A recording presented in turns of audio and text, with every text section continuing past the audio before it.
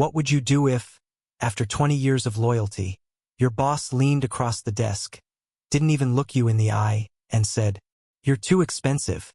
We're replacing you with 3 interns." Yeah, that happened to me. No warning. No thanks. Just a spreadsheet in her hand and a smile that didn't quite reach her eyes. My name's David Monroe. For 2 decades, I was the backbone of a company called AITA-style, a logistics tech firm that most people have never heard of, but whose systems touch nearly every package you've ever tracked. I designed their infrastructure, the servers, the AI routing, the emergency redundancies, every blinking light in the warehouse. Mine. But one morning, a new CEO, Lena Voss, decided I was too inefficient, too legacy. She wanted lean, fast, cheap, and apparently that meant slicing off the guy who literally built the digital spine of the company. I didn't argue. I didn't plead. I just smiled, packed up my things, and walked out. But here's the part no one saw coming. While they celebrated cutting costs, they had no idea what I still controlled. And what happened next? That's when the lights started flickering. Ever met someone who walks into a room and immediately starts rearranging the furniture, even though they've never lived there? That was Lena Voss. She arrived with her designer heels, her 6-figure smile, and a resume that screamed, efficiency expert. MBA from some Ivy League place. Previous job?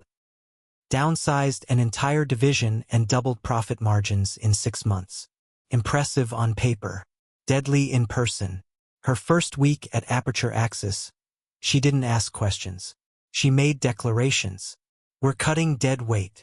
Legacy systems are a liability. 3 interns can outproduce 1 senior salary. She didn't even try to hide it. I was her target. To her, I wasn't the guy who'd spent nights sleeping under his desk when server fires erupted. I wasn't the architect of the entire digital framework. To her, I was a high-cost line item with gray hair. She called what I built outdated. But it wasn't old. It was deep, interconnected, responsive, elegant.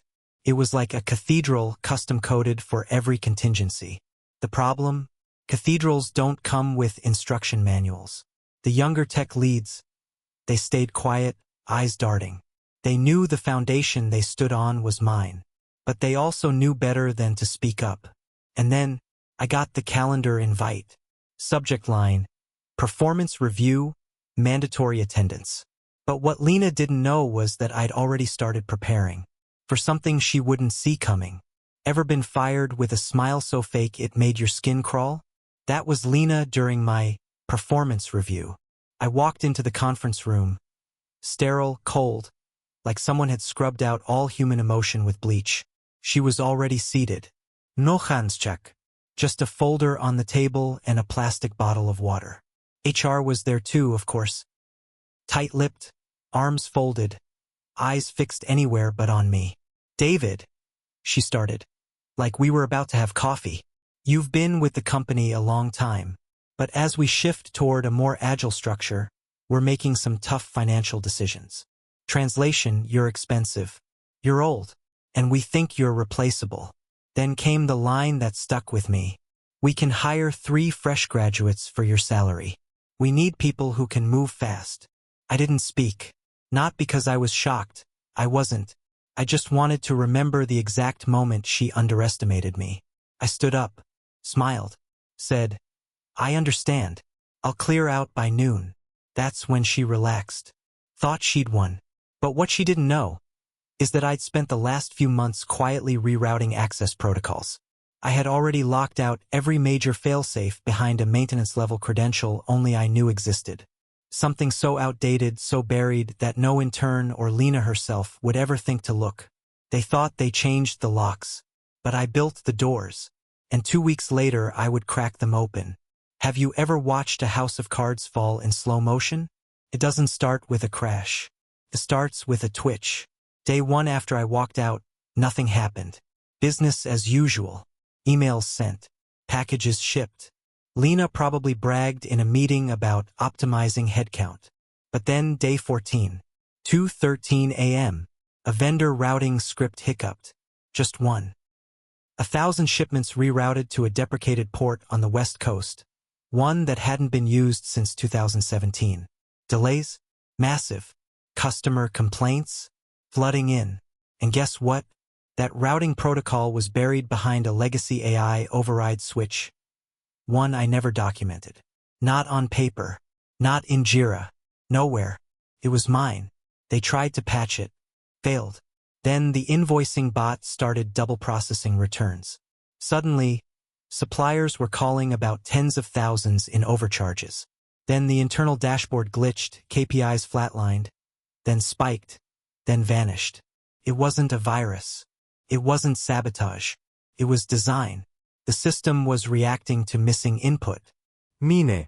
And while the interns were scrambling with Stack Overflow open on 3 monitors, Lena was walking straight into a blind spot. Because the backup access, the true root control, it was running from a subroutine tagged holiday test _0420. Yes, April 20th. The fake dev script I left in plain sight.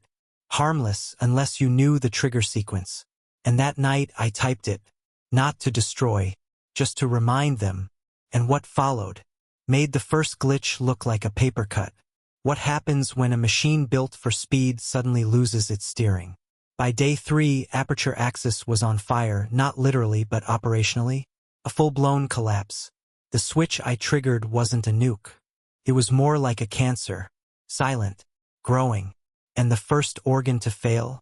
Their East Coast logistics grid. The auto-routing engine started spitting out outdated warehouse coordinates. Ones that had been decommissioned for years. Freight trucks showed up to empty buildings. Drivers waited. Client raged.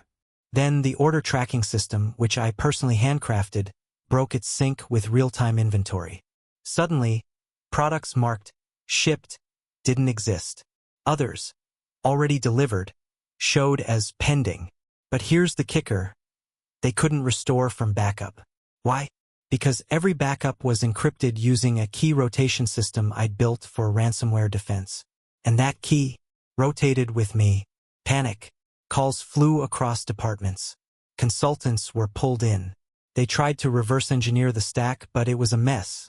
Not because it was sloppy, but because it was custom, deep, intertwined, built like a nervous system. Cut one wire wrong and 5 others would twitch. Lena was sweating through meetings, barking orders at people who didn't have answers. Then I got the text. From an old coworker. One of the few decent ones. Bro, Lena's losing it. They're scrambling to find someone who understands the back end. She won't admit it, but everyone knows it's your work. I replied with one word. Watching. But the real twist? That same afternoon, my phone rang. And the name flashing on the screen was the board.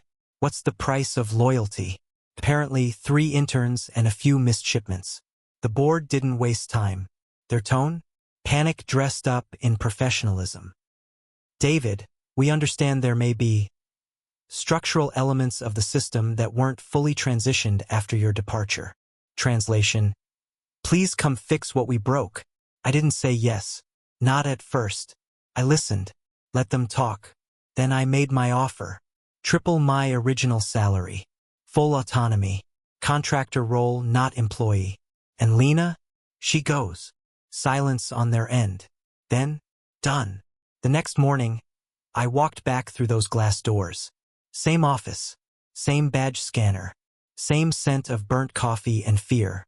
But this time, no one avoided my gaze. They watched me like I was walking on water. Lena? She wasn't there. Her office had already been cleaned out. Her legacy? 2 weeks of chaos. A shattered infrastructure. And one hard lesson. You don't cut the architect of the kingdom and expect the walls to stand. I rebuilt the system in half the time it took the interns to panic.